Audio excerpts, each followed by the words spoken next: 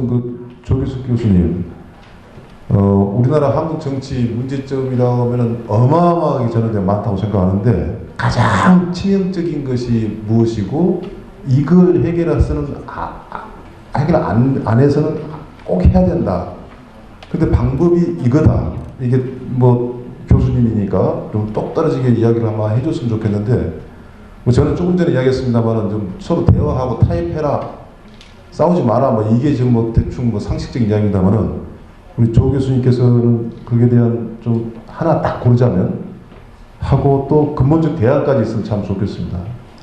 사실 가장 큰 문제는 정치 문화거든요. 권위주의적인 정치 문화, 그 다음에 과거의 독재 후예와 이 운동권, 그러니까 독재 세력과 운동권 세력이 거의 상대를 제거하기 할 정도로 싸우는 그런 적대적 관계가 정치 문화에 배어 있기 때문에 지금도 뭐 대화 타협을 하고 오면은 이제 배신자로 비난받는, 그래서 도대체 의회 민주주의의 꽃은 협상인데 협상이 일어날 수 없는 그런 정치 문화가 저는 가장 중요하다고 생각하는데, 근데 정치 문화는 하루아침에 우리가 바꿀 수 있는 게 아니잖아요. 그리고 결국은 이제 저는 이제 제도주의자인데 제도를 바꿀 수밖에 없는데, 가장 큰 건 저는 우리 정치인들이 너무 기득권인 거예요. 왜냐면 우리의 선거법이나 선거 운동에 대한 법률도 그렇고, 그러니까 굉장히 사실 디테일한 게 나빠요, 제도가. 그러니까 우리는 제도 얘기하면 딱 개헌으로 가거든요. 그러니까 정말 국민을 속이는 겁니다, 개헌 얘기하는 분들은. 개헌은 일상생활에 전혀 영향을 미치지 않는다는 게 노벨상 수상자의 주장이고요. 우선 선거운동법만 보더라도 시민들에게 압도적으로 불리합니다. 그러니까 입을 풀고 돈은 묶으라고 했는데 입을 묶는 선거법이 대부분이에요. 근데 이제 선거관리위원회에서 전향적으로 입을 다 풀려고 선거법 개정안을 냈습니다. 국회에 보냈는데 절대 처리를 안 하고 있습니다, 국회의원들이. 왜? 현직 의원들한테 유리하거든요, 기득권들에게. 신인들의 입을 풀어주지 않아야 유리하고, 그 다음에 그들이 공천을 받기 위해서 당 지도부에게 잘 보여야 되기 때문에, 또는 당원들에게 잘 보여야 되기 때문에 자격을 갖춘 사람도 망가질 수밖에 없는 처지예요. 그래서 저는 우리 정치를 바꾸는데 지금 가장 중요한 건 선거법, 선거구제, 정당법, 이 세 가지를 바꾸는 게 가장 급하다고 봅니다. 그래서 저는 신당은 오로지 이것만을 위해서 뭉치려는 거예요. 기득권 체제를 혁파하기 위해서. 네. 제일 재밌는 이야기가 신당 이야기 같은데 그건 좀 이따가 하기로 하고요. 저는 이제 그 부분도 저도 동의를 합니다. 이 제도를 고쳐놓지 않고는 정치인들의 어떤 능력이라든가 개인기 가지고 지금 이 난맥상을 극복할 수는 없다고 보고요. 저도 이제 헌법학자다 보니까 제도를 많이 봐요. 그런데 선거법도 선거구제 개정이 헌법 개헌보다 더 힘들다고 이야기를 하거든요. 얼마 전에 셀보르스키라고 폴란드 출신 학자인데 나이가 90 가까이 됐을 거예요. 넘었을 겁니다. 그분이 한국에 오셔가지고 뭐 SBS 출연해서 상당히 좀 포럼을 크게 했는데, 그분이 주장하는 게 지금은 저는 한때는 우리한테 필요 없는 이론이다 생각했는데 굉장히 필요한 게 이겁니다. 민주화는 됐는데 제도화가 안 된 나라가 많다. 우리나라가 딱 그렇더라고요. 근데 이번에 민주당은 저는 뭐 기존의 당을 그렇게 비판하고 싶진 않지만 민주당하고 국민의힘이 가장 비판받는 것 중에 하나가 위성정당이 나오게끔 한 것이 나는 결정적인 문제라고 보고요. 다른 건 몰라라도 이것만이라도 원래대로 돌려보내가지고 만약에 지금 10석 내지 15석 정도의 제3당이 있었다면 과연 이렇게 양대 간의 진영 논리만 있을까? 아닐 수 있다고 보거든요. 그래서 저는 진짜 그걸 요구를 하고 싶습니다. 위성 정당 규정만큼은 빨리 좀 개정을 먼저 했으면 좋겠다라는 거고, 그건 뭐 여야가 저는 반대 안 하리라 보고요.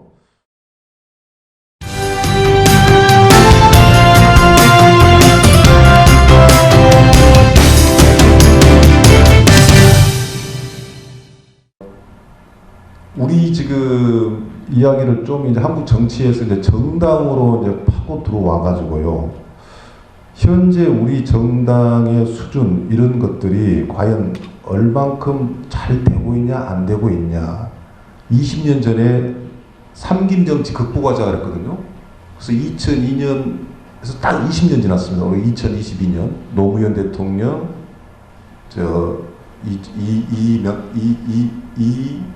이명박, 박근혜, 문재인, 윤석열 이렇게까지 왔거든요.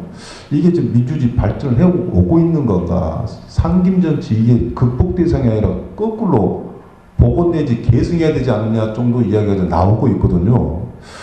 그럼 현재 우리 정당 시스템이 두 가지입니다. 하나는 실제 좀 좋은 그 정치인들이 좋은 정당을 만들어 가지고 국민들이 원하는 정당을 만들어서 난국을 타게 하냐. 순수한 의미에서 신당 창당이죠.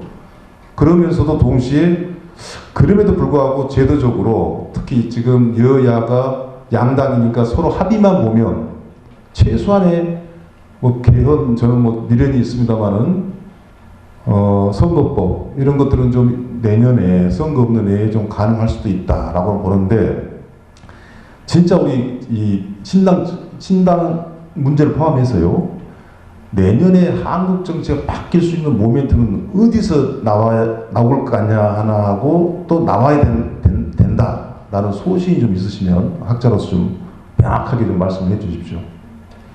이재명 후보가 지난 대선 때 정치를 바꾸겠다 해가지고 공약을 한 게 그 다당제가 가능한 선거구제 변경입니다. 네, 당대표 되시고 지금 아직 얘기가 없는데 내년에 사실 민주당이 그거를 한다면은 그렇게 선거법을 뭐 몇몇 그 작은 정당하고 연대해서 할 수 있다면은 사실 신당이 지금 나올 이유는 없죠.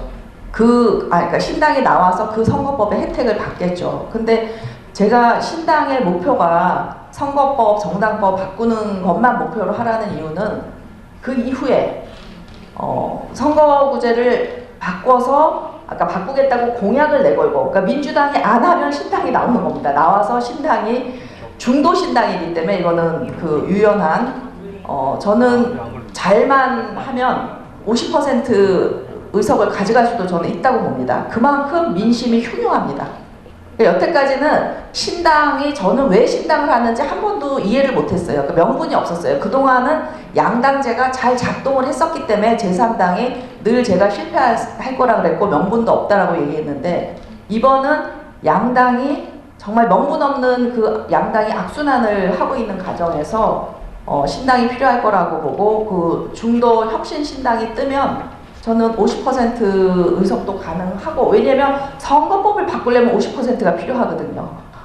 그렇게 되고 이거 한시적인 정당이고 그 다음에는 뭐 계속 갈 수도 있고 대연정처럼 계속 갈 수도 있고 아니면 흩어져서 기존의 이념적으로 분화도 저는 그 가능하다고 보는데 그래서 신당이 나오는 게 싫으면 사실 기존 양당은 혁신을 스스로 해야 됩니다. 선거법도 바꾸고 정당법도 바꾸고 그러면 신당에 명분을 주지 않겠죠. 그래서 저는 신당이 나와서 꼭 신당이 나와야 된다는 게 아니라 신당이 나온다는 위협이 저는 양당을 혁신할 힘을 준다는 거예요.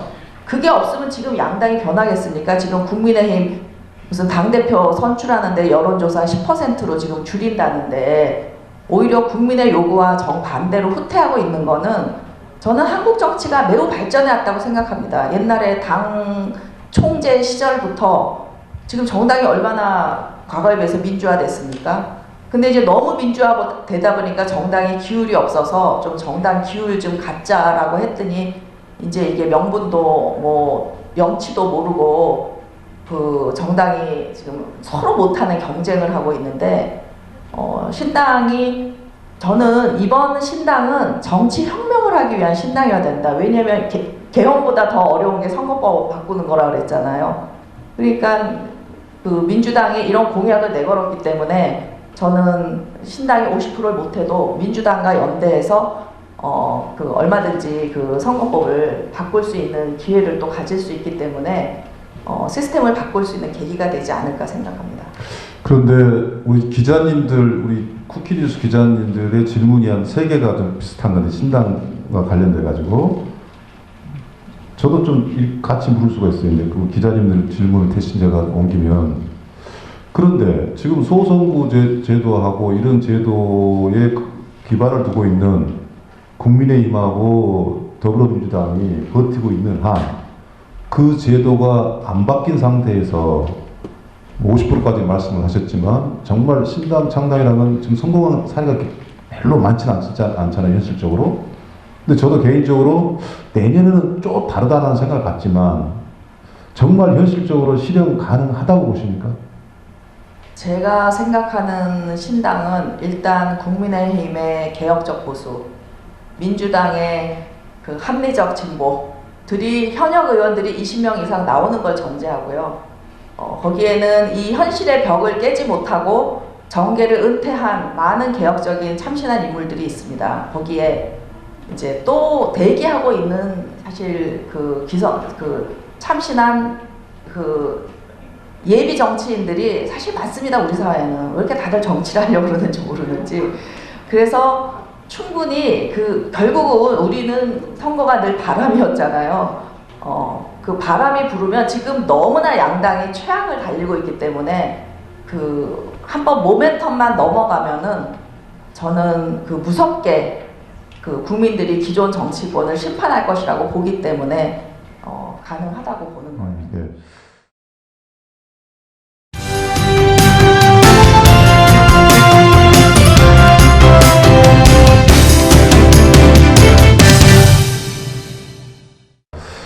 제가 개인적으로 미국 헌법학회 회장을 맡고 있는데 정말 가장 교수로서 이 자리가 중요하다고 생각을 하고 있는 것이요. 개헌을 저는 내년에는 꼭 해야 된다. 조계수 교수님이 어렵다라는 것이나 필요 없을 수도 있다라는 것에 어느 정도 동의를 합니다만은 우리 지금 헌법이 가장 큰 문제가 유신 때, 50 때 그 헌법의 기본 틀은 그대로 가져오고 직선제하고 1년, 5년 단임제만 바꿔놓은 거랑 마찬가지란 말이죠. 무슨 뜻이냐면 1년 단임제로 해놓으니까 국민들 눈치 안 봐도 되고 당도 내 마음대로 하면 되니까 집권당이 되면 이름을 바꾸든 안에 주류를 바꿔버린단 말이죠. 즉 정당이 권력을 만들어내야 되는데 정당 위에 대권이라는 게 있어가지고 유신 때 50 때 대통령 위치에 그대로 있어요.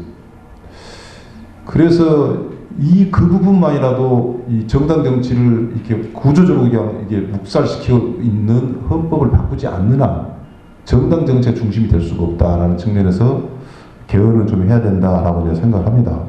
그래서 이 부분에 대해서 이제 조기수께서 의견에서 말씀해 주시되 아주 가벼운 질문을 한번 넘어가보려 합니다. 두 개 남았습니다. 마지막은 청년 문제를 물어보려고 하고요. 수신제가 지구평천화를 말씀하셨지 않습니까? 그리고 오늘 주제가 21세기 대한민국 공직자와 그런 말씀하셨기 때문에 이제 수신제가 지구평천화를 거론하신 것에 대해서 한번 다시 오늘 강의를 정리한다는 차원에서 좀 요약해주고 그 의미를 좀 말씀해 주십시오. 우선 개헌에 대해서는 저는 우리 국민이 절대로 대통령 중심제를 포기하지 않을 거라고 봅니다. 왜냐하면은 의원 내각제는 총리를 의원들이 뽑는 거예요. 간접 선거거든요. 근데 직접 선거를 하면서 그래도 뭐 그러니 저러니 해도 자기 손으로 뽑은 대통령이 있는 한은 자기 권력을 누려본 국민들이잖아요. 결코 원치 않을 거라 그래서 가능하다면은 원포인트 개헌, 노무현 대통령이 제안했던 그러니까 국회의원 선거와 대통령 선거 임기를 맞추면서 중임제 하는 거 정도인데 사실 미국에서 중임제에 실패한 대통령이 몇 명이나 됩니까? 아버지 부시랑 트럼프 최근에 그 두 명이고 역대로도 거의 없어요. 그래서 저는 중임제보다는 그냥 한 번씩 하고 빨리 나가는 게 좋은 것 같습니다. 그래서 개헌은 정말 블랙홀이에요. 정말 쓸데없는 논쟁만 가지고 오고 분열만 가지고 온다고 보기 때문에 개헌보다는 우리 일상에 우리 정치에 직접적으로 영향을 미치는 선거법, 정당법, 선거구제 이 개혁이 저는 더 절실하다고 보고 그 토론만 해도 벅찬데 개헌 토론까지 겹치면 저는 선거법 개혁도 안 됐다고 봐요. 그래서 좀 그 선택과 집중을 하자는 말씀을 드리고 싶고요. 네, 수신제가 지구 팽창화. 그거는 사실 제가 그냥 우리 국민들이 너무 자격에 사람의 자격에 너무 포커스를 맞추는 것 같아서 말씀을 드린 건데, 사실 제가 계속 오늘 반복하지만 사람의 덕성, 능력 이런 것도 중요하지만 더 중요한 건 시스템이다. 그 사람이 일하게 만들고 좋은 사람을 거르는 시스템이다라는 말씀을 드리고 싶고, 여기서 그 수신이라는 게 사실 이렇게 도덕성하고 이제 지적 능력이잖아요. 그런데 이게 중요하다 보니까 결국은 임명직은 그래도 괜찮은데 선출직에 있어서는 대부분 사람들이 뭘 보고 뽑냐면 학벌 보고 뽑아요. 학벌 보고 뽑으니까 이분 국회의원들이 공감 능력이 되게 떨어져요. 왜냐면 IQ랑 EQ가 사실 같이 가지 않고 오히려 약간 반비례하는 경우도 있고, 또 하나는 공부를 못 해본 적이 없기 때문에 그런 국민들, 공부를 못해서 불편함을 겪는 국민들에 대한 공감 능력이 많이 떨어져서, 저는 그러니까 이 선출직에서는 사실 또 얼마나 부도덕한 사람도, 범죄 경력 있는 사람도 많이 당선돼요. 그래서 수신제가 치국평천하는 사실 선출직엔 잘 맞지 않는 얘기다, 이런 얘기를 하고 싶습니다. 네. 제가 이제 성균관대학교를 나와가지고 1학년 때 교양과목으로 유학을 들었어요. 그래서 이제 수신제가 치국평천화를 이제 논어에 나온 말인데, 논어가 아니다. 근데 여러분 앞에 대학입니다. 그저 2페이지짜리 저 칼럼을 하나 드렸는데, 우리 조계수 교수님은 이제 일단 거론하실 때 수신에서 수신이 굉장히 중요하다는 부분, 저는 이제 곁들여서 재가가 굉장히 중요하다. 그때 가라는 것은, 그러니까 예를 들어서 수신을 하고 가정을 다스리면 치국평천은 논리적으로 안 맞지 않습니까? 이때 가는 이 홈이 아니고 스쿨, 학파라고 본다. 그래서 법가는 법치로 다스리는 것이 국가를 통치하는데 맞다고 생각하는 무리들이고, 덕으로 다스리자는 유가고, 그래서 이 가라는 것이 요즘은 지금 정당이라고 저는 생각을 하거든요. 그래서 당론이 있고 어떻게 나라를 다스려야 되겠다는 것이 수신 제가까지 갔었는데, 옛날 군자들이 우리 그 정치인 정당도 뭐 그런 노력을 했으면 좋겠다라는 의미에서 제가 이제 끄집어서 한번 물어봤고요.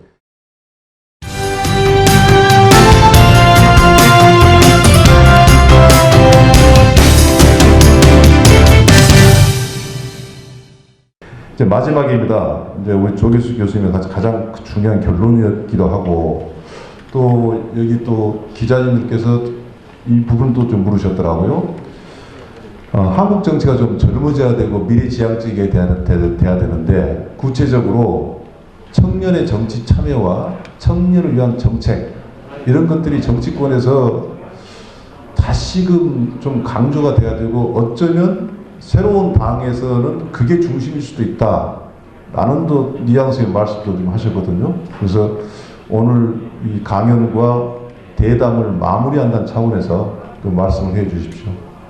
네, 제가 생각하는 신당, 아까 말씀드렸듯이 20, 30대 청년이 머리가 되고 40, 50대 이상이 손발이 되는 그런 정당이었으면 좋겠다 그랬는데, 왜 그러냐면은 우리는 기존에 이미 살아왔던 문화가 있어서 사실 권위주의 문화를 탈피할 수가 없습니다. 어른들 눈치 보고, 지금 왜 대통령실이 저렇게 무능합니까? 대통령 심기 관리만 하니까 무능한 거예요.